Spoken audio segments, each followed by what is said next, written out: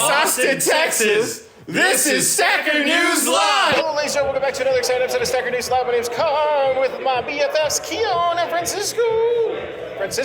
Keyan, how was your week? What's up? You asked us both. I think maybe Francisco can go first. Yeah, I'll go first then. Since you came up during a presentation today a couple of times. Oh, and cool.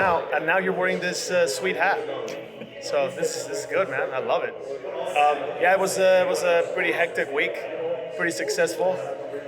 It seems that people down in Mexico are excited about the builders and some of the momentum that the builders of Top Builder are carrying over to the end of the year. So it's pretty fun stuff, man. Pretty fun stuff. We pulled it off. Excellent. And today was today the block party, or is that tomorrow? It's right now. So it's happening right now. It's happening right now. So it's okay. Yeah. That makes sense. Literally, let me turn it around real quick. Well, let's go around here.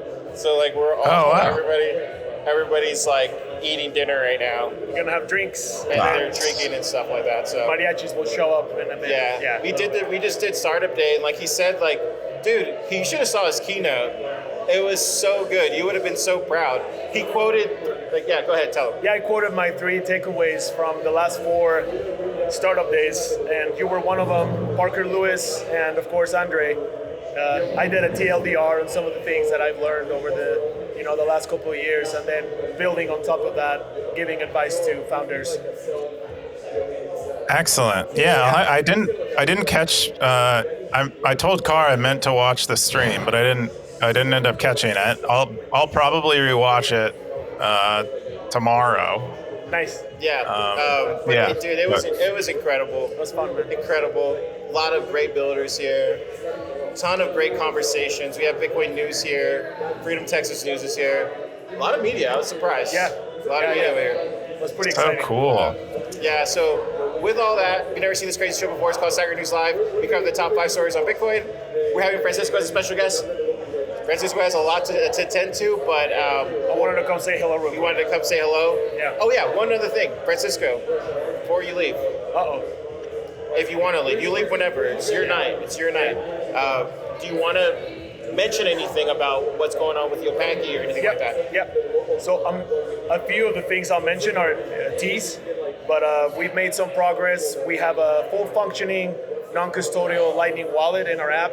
As of today, a lot of people downloaded it on test flight, and as a teaser, it's getting beyond the test flight stage. Shut up. Yeah, so we'll make an official announcement. But yeah, we've been testing. We're using Breeze SDK, which is working awesome right now.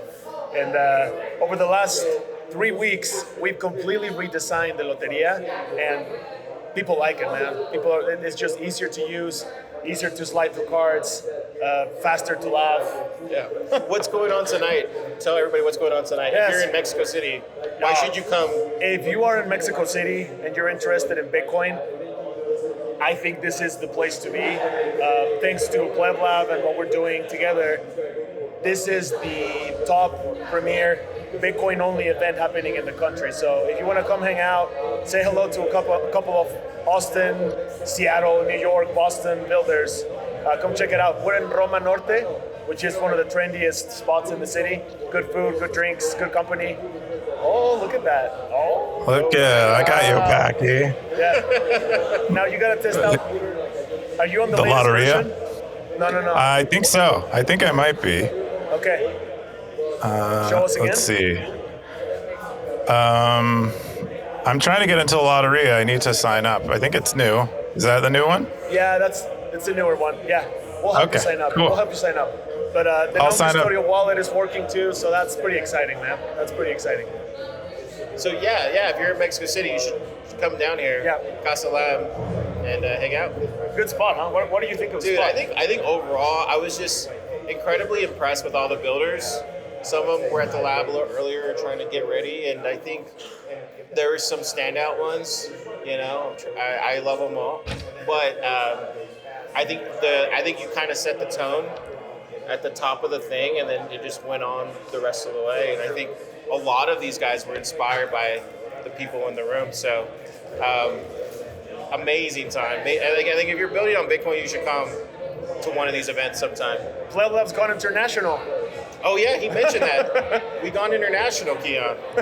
No way. By accident. I didn't even realize it. Yeah, startup. What do day. you mean? Oh, Startup Day. I see. Yeah, it's gone international, man. That is international. Okay, here we got the new Lotteria. Oh, Look at how beautiful it Yeah. is. Now, if you click on that deck of cards on your top left, Yeah. now you can slide Okay. to those cards. Yeah. Oh, dude. Yeah. Wow. Oh man, look at that! And look at this animation. It It's does. nice. So it has sensor. Yeah. Wow, dude. That's awesome. That's amazing. Thanks, Keon. Beautiful. That was a good shout out right there. No, I just also want to say, like, dude, if it wasn't for Francisco and Yopaki, there was no way this event would have happened. Like, seriously. Like, and I'm talking about Francisco's family, Carlos's family, like literally grassroots family edition of Startup Day. Yeah. That's the best way. It was like, it's a family endeavor. Yeah. So thank you to Francisco. Also, Your wife. I feel the same way. It looks like every pleb stepped up to the plate. We have some stories for you, Keon, when we get back, but Yeah, for all sure. I gotta say is all the plebs stepped up, but we needed them too. So Yeah. that was cool. That was Yeah, we pretty have special. I always get so much FOMO. I always get so much FOMO when you guys are down there.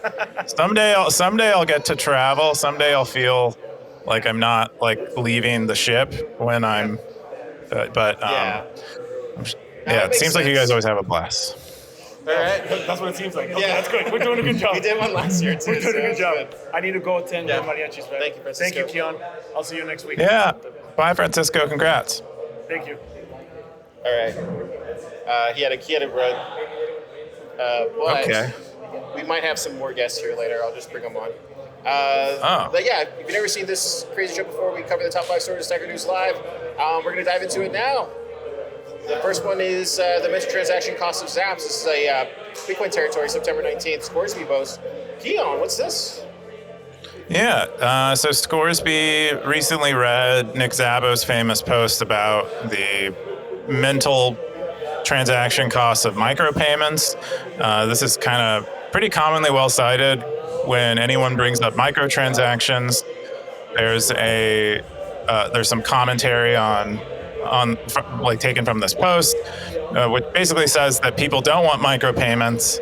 It's like one of those things that seems like people want it, but they don't, is more or less the conclusion of the paper. That you end up, when you're doing microtransactions, you end up thinking too much about the decision, like making too many decisions while you're doing it. And Scoresby, after reading that, can you mute your mic while you're not talking? Yeah, let me see if I can. Hang on. It can be pretty loud. I'll keep going. I'm sorry. I don't think I can. They're just Okay, I'll just turn it down. Yeah, I'll mute it on my end. Yeah, for the stackers. And go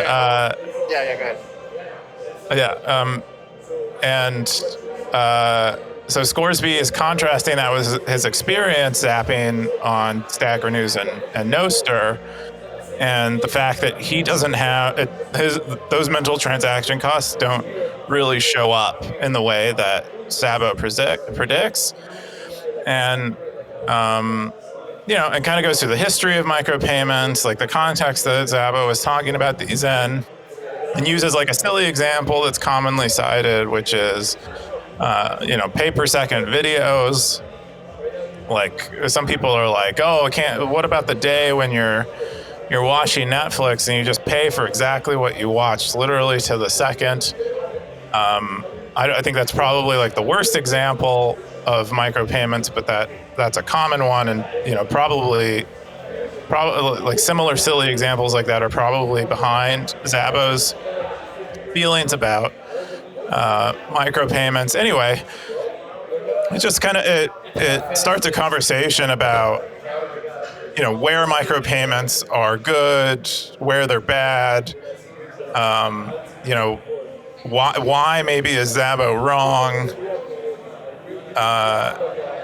and why is Szabo wrong specifically in the context of Stacker News, because this post is written on Stacker News, so we'll all have opinions about why that doesn't come up much on Stacker News. But yeah, it was a really excellent post, and I'd been meaning actually to write something similar, given that I actually feel more anxiety around the auto pay monthly streaming subscriptions than like the quote unquote micropayments of me buying or like renting a movie Welcome to my world, or Keyan.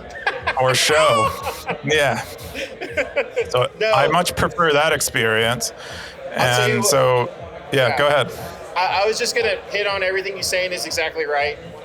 But the thing that I would give you credit on, and this is like where you were early on this, you and Oscar, I go back to this all the time, I say this on Sacred News, you understood you had to charge.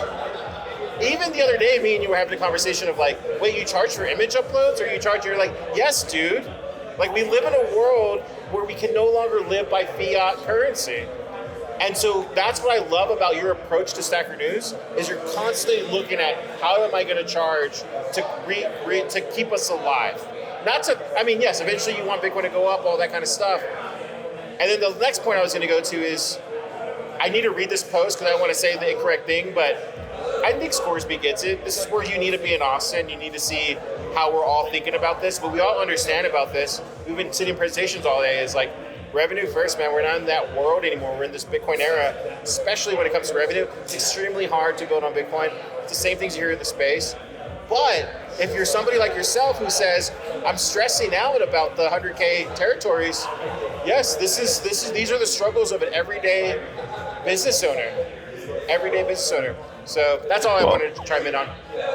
Yeah, I wanted to come in there, and I wanted you gave the image example as a like example of revenue, and none of these things are. Oh, really? Okay.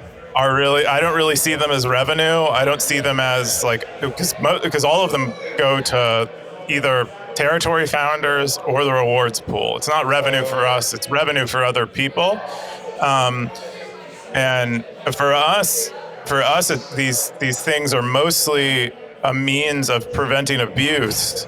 Because normally when you have internet services, they're frequently overwhelmed by bots and people abusing them.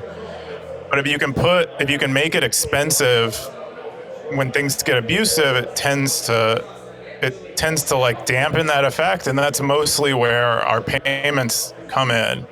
Like we increase the payments on, I increase the payments on my territories when posting gets kind of abusive and people are just posting and posting and posting and not really thinking about what they're posting. I'm trying to introduce friction when people get abusive. That's mostly like I'm taking advantage of what Zabo is pointing out, which is that there is a mental transaction cost, and so I'm forcing someone to pay that cost if they are being abusive. And if you have something worthy, you're willing to pay that cost because you know you'll receive it back in the term in the form of Zaps or rewards. But anyway, I just wanted to share that. I don't really think about it in terms of revenue. I only think about revenue in terms of territory costs. But that is I don't think that's a successful thing yet. I need to do a lot more work there. Yeah, I would just say that I think charging for territories is revenue, Keyan. It is. So obviously you want to be able to sell those, and you're not a secret about it because you want to stay alive. Like that Bitcoin at some point is going to turn into very, very, very, very valuable. And if you have a low time preference like you've been having, and you build it slowly, and you're okay with gaining users with all this friction in the middle, then it'll just pan out. I mean, anything worth building is hard, and it takes time and effort and love and care and obsessiveness and all these things that you value. So I think Zabo probably coming from a great place, he's an OG. But if we don't go and try these things, how will we ever know? We can't just, pontificate about oh yeah. It's like, no, dude, some people got to go fail and see if we can get on the moon. It's kind of one of those things. That's how I look at it, at least.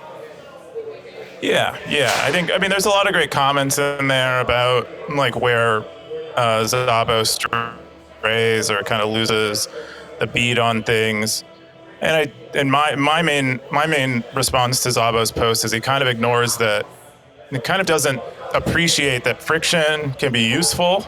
Yeah. And like imagine if your tires had no friction to them and they would just slip on the road, like cars wouldn't be able to travel. So friction has utility. You don't want it everywhere. Like you don't want it, I guess, when you're like sliding your hand over a smooth surface or something, you don't want a lot of friction. There's probably a better example of that, than that. But friction is useful, and then you can mitigate friction. You can reward people for going through friction. And that's kind of, I think, something that Szabo didn't really touch on. But there are a lot of great comments in there on this very issue if anyone's interested. Yeah, definitely check it out, Sackers. Let's jump into the second top story. The second top story is the dollar dilemma in Egypt. This is from Student of Bitcoin Territory, September 17th. 32 comments, 11,000 sats. Keyan, what's this?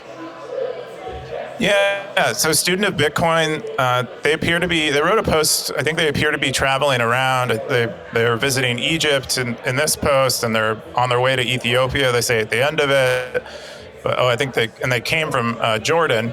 But they tell us about their experience both using Bitcoin and dealing with the local currency in Egypt. Egypt has notoriously hyperinflating currency. But that one of the things they mention here is that there's a difference in the exchange rate between the Egyptian currency. They call it EGP. I wonder if it has a better name, but EGP and the dollar. So they go to an Egyptian bank, and for $1, they get 31 EGP. So the exchange rate is 1 to 3, and then but on the street, a single U.S. dollar when they first arrive, got 37 EGP.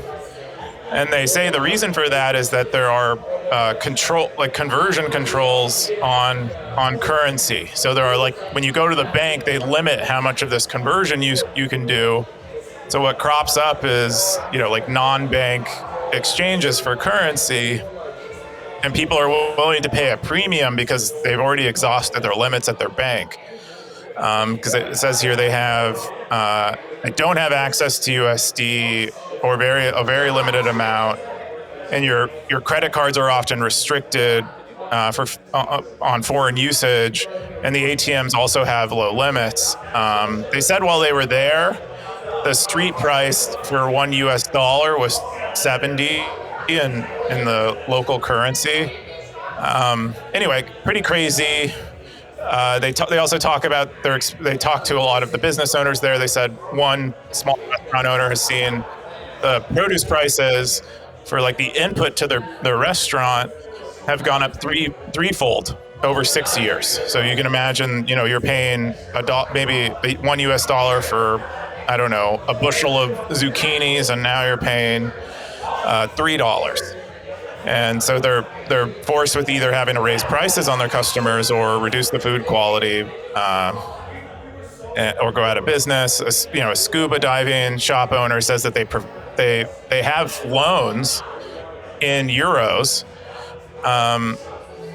and they prefer receiving foreign currency from their customers. And then they said their Airbnb host stores their wealth in cars. They literally buy, motor vehicles to store their wealth in, because it even though it's a depreciating asset in most places in the world, it stores wealth better than the Egyptian currency.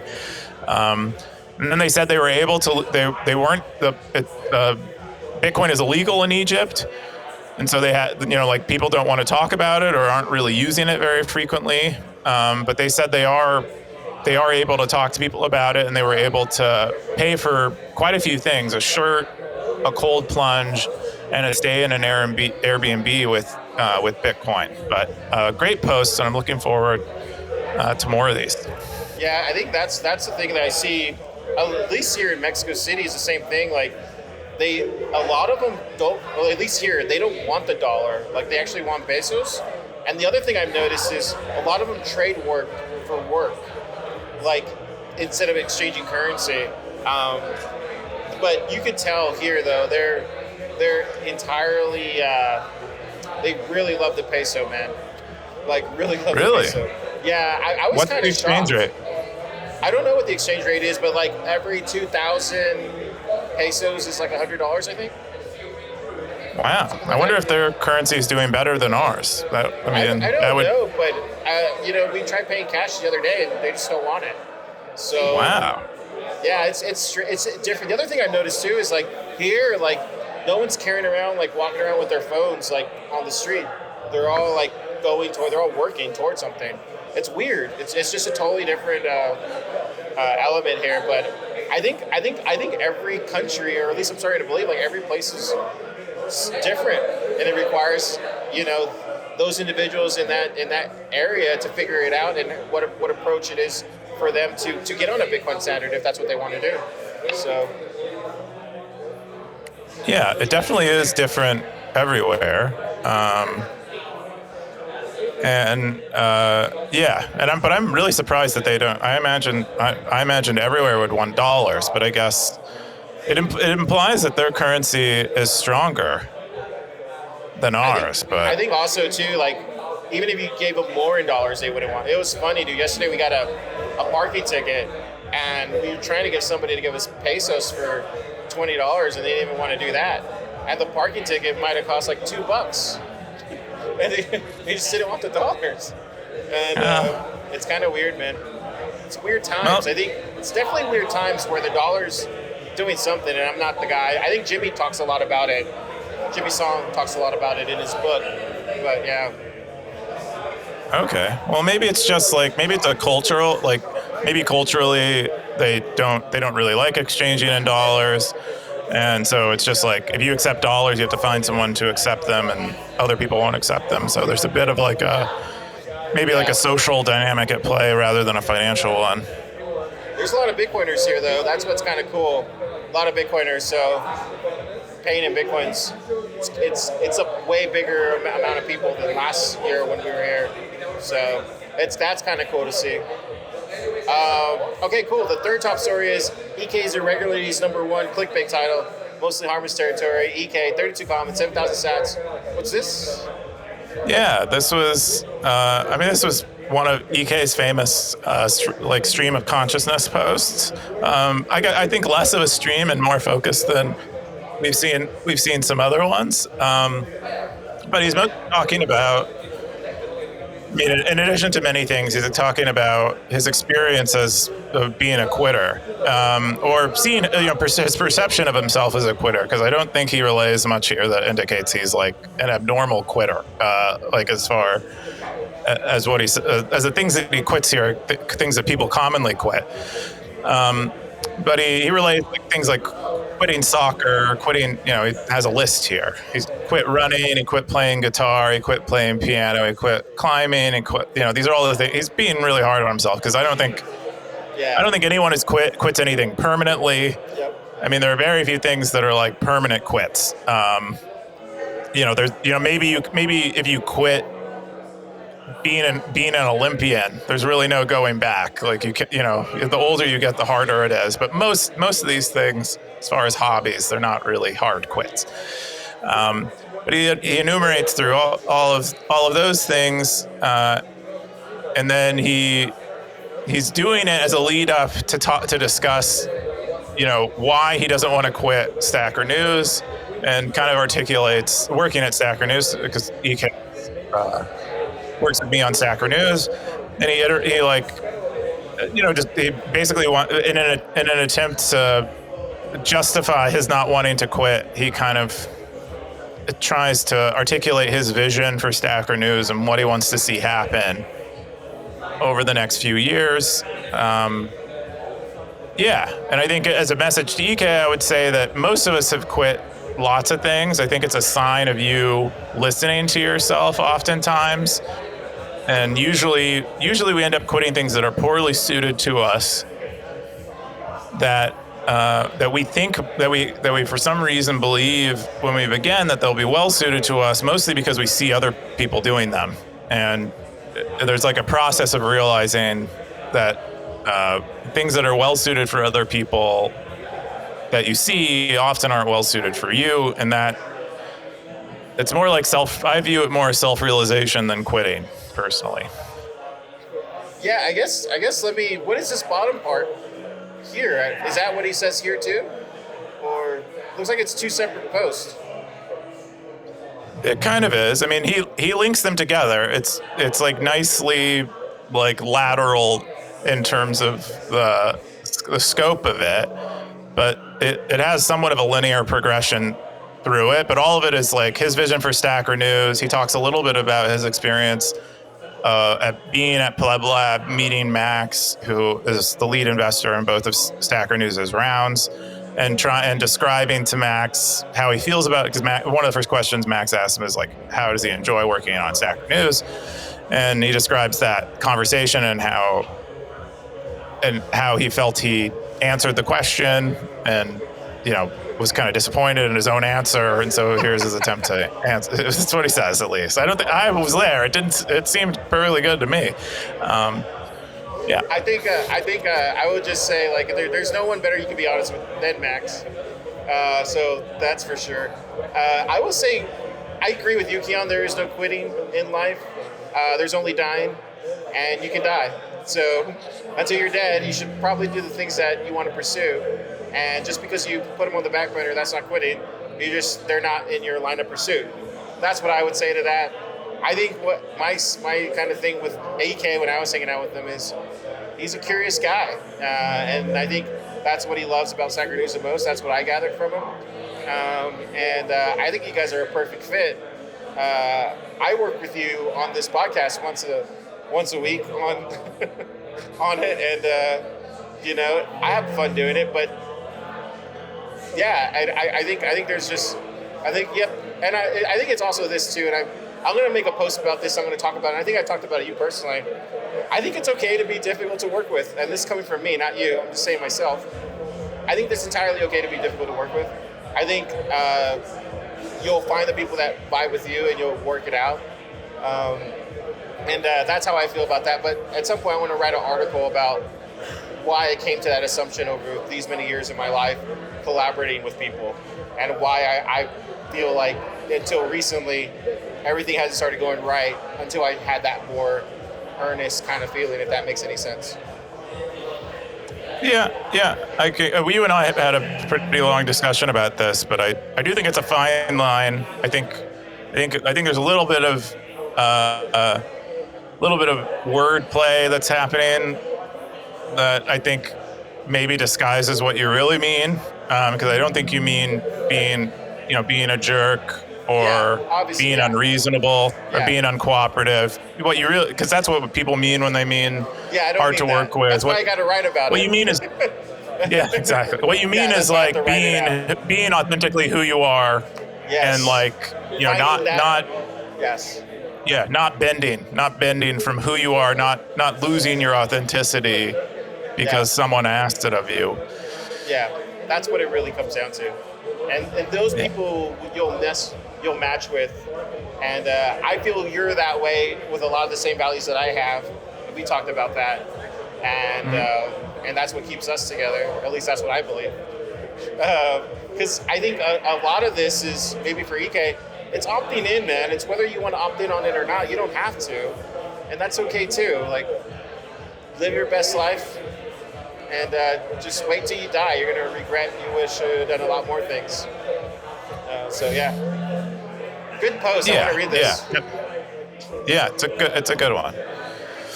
The next top story is block template similarities between mining pools. 0xB10C, September 16th, Bitcoin territory. 4 comments, 1,000 sats. Keyan, what's this? Yeah. So if people who, the 3 people who watch this podcast recall or read Stacker News, B10C frequently writes these highly detailed, well-reasoned, well-researched posts on kind of what's going on Bitcoin's peer-to-peer network. And lately he's been writing about mining pool centralization, or gathering data on mining pool centralization and kind of surfacing it for us. And them and Mononaut, I think, were one of were two people that were really sounding the alarm when it noticed that we had a lot of proxy pools going on in mining, where a lot of mining pools that look like separate entities are actually just like a white labeling or fronting for another mining pool. And so they did that. It was more of a visual interpretation. They didn't really have any hard data. They couldn't tell how similar all of the pools were. But they went, B10C went through and did more detailed analysis. They were gathering mining pool jobs that were issued, and then eventually ends up comparing them, and they do all of this analysis in this post. And so you can see very clearly where there is this kind of proxying going on. And so for example, there are quite a few, like some of the bigger pools they have very high similarity. So AMP pool and poolin have 99% similarity in terms of the block templates that they're using to construct blocks. AMP pool and BTC.com and poolin. So that's kind of that proxy mining pool weirdness that they only had kind of qualitatively detected a while ago. And then you have quite a few others that are very similar, that are proxying for one or the other, like Brains and Ultimus and Spider Pool and Binance Pool. Anyway, there's a bunch of graphs and data in here, like a bunch of visualizations. Does a really excellent job of showing where this centralization is. Uses Ocean as kind of like a base case for like a non-centralized pool, given that they are, they have fairly unique perspective and policies. Overall, these are really excellent. Like, there are very, very few people that do this kind of analysis in Bitcoin and write it up so comprehensively.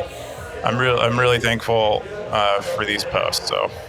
Yeah, I was gonna say something, and then I saw this from Vake. Stay in your lane, Car. So I think I have a lot more questions than I do answers on this one. But my pleb spidey senses says, where there's smoke, there's probably more smoke that needs investigating. Because it could just be cooking. They could just be cooking, like cooking. I see. No, I think this is real. This is a fire. This is mining pool centralization. Is that where you're going? Okay, so you're thinking it is mining centralization. I didn't want to go that far. No, it is. I mean, it's well known. Well, you can say that. So this, okay, if you want to have that discussion, then sorry, Vake, I tried saying my name, but Keyan's baiting me. Well, then the question I would ask is, the person who made the post, like, are they anonymous? Like, do we know who they are? That's what I'm saying. No. More questions and answers, because they could easily be working for another pool, Keyan. No. I don't. All of their data is open source, so you can go and view all of their data. All of their analysis and stuff is all out in the open. Even if you don't know their identity, it doesn't. This person has a history of working on Bitcoin stuff, and so this isn't a plot in my like. I didn't say it was. I didn't say it was. It's just that's why I have more questions than I do. That's why I didn't want to call it what you're saying it is, because I have more questions. I'm curious why they were like. Why did they want to make this post? Because it's an existential problem for Bitcoin. This is like a huge problem for Bitcoin. That's, I know, plebs are insulated from this stuff, but this is, beyond all the L2 talk and eCash, whatever is kind of going on in the social sphere of Bitcoin at the moment. This is actually existential for Bitcoin. Mining pool centralization and mining centralization is getting to the point where it could lead to significant censorship, which undermines Bitcoin entirely. So That's So, why this is a big deal. So yeah, I hear you on all those points. This is why I stay in my lane and the mining stuff. Like, I know nothing about mining. Don't listen to me. But I always have more questions than answers when it comes to the mining stuff. This is why I don't comment on the mining stuff, because I just don't know. You know, and I stay in my lane. So. Well, if you want to know, B10C is the guy.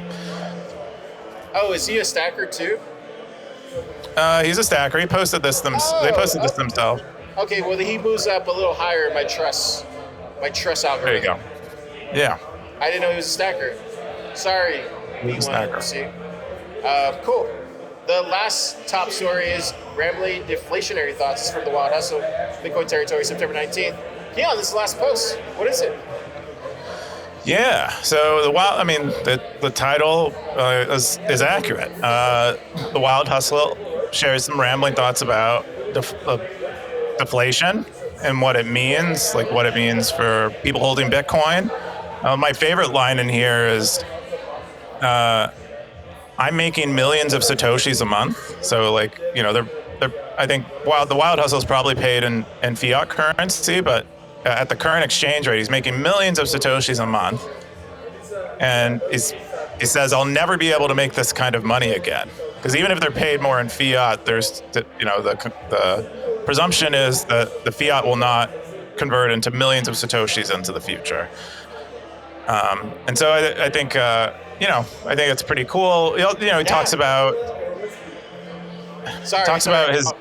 Armand from Timestamp just offered me a drink, Keyan. I got to take it. Oh, okay, you got it. All right, take it. Whatever you think. I'm not picky. Yeah, so Armand, real quick, I'm sorry to derail the Wild Hustle, but Armand flew all the way down from Austin to come speak at this event and gave the whole room of builders advice on raising. A lot of the questions we have at Pleb Lab, and Armand was there just like dropping all the alpha. And so, I just thank you, Armand, for doing that. But wow, has he ever come through Pleb Lab? Have you come through Pleb Lab before? He has. Okay, so he has. So the other thing he's already doxed. He's Dr. MD on Twitter. Wait, Dr. Bitcoin on Twitter. Oh, no way. Okay. Yeah, dude, I had no idea. I was shocked. He told me that a couple days ago. I was like, really, the whole time? Everybody in the room was like, what? And started clapping. Anyways, amazing. Now you're really doxed. No, he's building Timestamp. It's an amazing product. I'll tell you about it when we get back to the lab, but yeah. Okay, cool. Sorry, go ahead. The Wild Hustle. Yeah. There are a few of the rambles in here. One of the rambles is him talking to his dad about how things tend to go towards zero. The trend is that prices go towards zero because technology makes it so that we more efficiently produce them, and therefore they should be going to zero. And just how it didn't land with his dad, and how that's fairly advanced Bitcoiner thought. It's like a Jeff Booth level thought. And I don't know, just a couple of things like that. But I'd say overall a pretty nice collection of rambles from the Wild Hustle. Yeah, I see the Wild Hustle everywhere. He doesn't stop, man. I didn't read this post, but I'll take a look at it. Yeah, I don't really have anything to say. What else? What do you think? Oh, I think I shared all my thoughts on that post. I think what really landed with me was the one line I shared about appreciating the current exchange rate, where it is, and how much Bitcoin it's buying you. And that will probably change significantly over time. I think that's a pretty fun thing to think about. But that's really all. We also, those are the top 5 stories I wanted to go. We had an AMA with Alan Farrington today. Oh, nice. It's pretty awesome. People asked him a lot of great questions. How did that go? That went great. Then we had 100 comments right now. So probably at least 50 questions in there. And then we had an AMA with Des Dickerson. Stacker. That's right. I think we've done an AMA with him before, but maybe we haven't. Maybe that was the first time. We also did another AMA with Desiree Dickerson, who's the CEO of Thunder Games. Been in Bitcoin a long time. Was previously at Lightning Labs before moving to Thunder Games, and Thunder Games makes the Clinch Solitaire game. They do this cool P2P wagering stuff. But yeah, we had an AMA with her, and I'd encourage people to check that out. We also did a release yesterday, kind of a controversial release. What did you do? I didn't. Where we? Oh, you didn't see it. We increased the fees that the territory founders make. So previously there was someone posted a posting cost on a territory was 100 sats, and 50% of it would go to the territory founder and 50% of it would go to the rewards pool. Now 70% goes to the territory founder, 30% goes to the rewards pool. The other thing that we did was we increased the Zaps sybil fee. So previously, when you would Zap, it would 10% would go to the rewards pool. Now 30% goes to the rewards pool, and this is just to discourage abuse of zapping, like zapping for personal gain, in a fake body way. And then the other thing that we introduced was something like an ad, where if you have, we basically overhauled boost to make it so that if you have like the highest boost in a territory, your post gets pinned to the top of the territory for 30 days, and other people can like out boost you and take that spot if they choose to. And then if you have the highest boost over the entire site, you get pinned to the home page and the rewards page. Anyway, so we just like kind of that was the release that we did yesterday. There were a lot of great posts this week overall. I would say if you're listening at home, just keep complaining, and Keyan will change it. That's what you want. So you hold the keys, stackers. Complain articulately and give me an alternative. I don't mind a great complaint. I love a complaint. I love even negativity. So long as I do that all the time. So long as when I probe you for specifics on what's wrong and how the goal should be met some other way, you can say so. And like that's all I require. You can call me whatever names you want. I just please be articulate. And not just emotional with me, because I don't know what to. I can't help you with your emotions, but I can help introduce solutions to the problems that created your emotions. Okay, cool. Let's jump into. Do you have anything else you want to cover?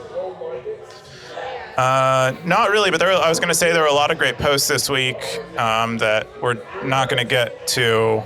Darth Coin shared a cool story from 10 years ago where he onboarded a small company to Bitcoin. Running Bitcoin did a great guide on silent payments, which we're seeing a lot more use of, where you kind of get to, sort of reuse a static Bitcoin address. There's a great question asked by Siggy about the dumbest tech mistakes people made. Gray Ruby had a dinner party where he was discussing Bitcoin with a friend. But a lot of really cool stuff this week, and I would encourage people to go check out the top stuff of the week if they feel like they missed anything. This is awesome. Great week in Stacker News. Let's jump into the top stackers this week. Keyan, read them off. Yeah, I can't see your screen, but I'll jump over there. Top stackers this week are Hiding, then we have Undisciplined. Cheers, y'all. Then we have check this out. Coins Reporter. Look, check that out. Boom. Cheers. Boom. I don't have it. I have this cup. Cheers. There it is. Whoa, what is that? Tequila? Topo Chico? Fresca. Wow. Keyan, you haven't had this drink before, but it's good. Probably not. Yeah, so Coins Reporter still at the top of the rankings with alongside Undisciplined and a few hiding stackers. Me, Gray Ruby, another stacker in hiding, rsync, 0x Bitcoiner is back on the leaderboard. I am single near the top. Yeah. Tom K, EK. This is great. A lot of familiar faces. So we're going to jump into the most popular segment in Bitcoin, the Cowboy segment, where everybody tunes in for this. This is this week's version of the Cowboy segment with Car drinking this week and Keyan wearing a stupid cowboy hat. Keyan, when do you get rid of that dumb hat? I'm going to keep it. I got them to send me another one because the logo is like kind of falling off, and I left them a 2-star review. Oh, dude. And they're like, oh, dude, send me a picture. I'll send you a new hat. As a business owner, you should never leave a 2-star review. Talk to the people first, and then leave. If they don't fix it, then leave a review. No, but you can update these reviews. These review systems have the ability to be updated. So, it's part of what the incentives are, such that maybe you send them a private message and they don't do shit. But if you put a review on their website that's bad, they're highly incentivized to fix it fast. So I appreciate, as a business owner, I think it makes sense. Okay, so we got Coop at the top one. Bitcoin is the future, Undisciplined, 117, Blockchain Boog, TN Stacker, Gray Ruby, we are all Satoshi. It's been nothing's changed. Wait, wasn't EK up there? This changed, didn't it, from last week? Yeah, I think he might have lost his again recently, but he'll go on a fat streak and then lose it. But so Blockchain Boog actually is looking pretty good right now. He's been climbing the Boog. He's also look, dude. He's actually close to 1 million sats on Stacker News. That's right. It's coming up. Wow. Blockchain Boog. I never looked at his image, but if you look at his image, it says running BTC. Did you know that? Oh, in the little mushroom? Yeah, the little mushroom. Yeah. Cool. I think that's all I got. If you have any comments, we got Wild Hustle said, let's go. Club Poet says hats. Ezekiel says, why is Club Poet blue hat, not me? She said, just cool. Looks like they're just talking. Just talking in the live stream. Cool. All right. What are you going to do this weekend? I don't know. I don't think I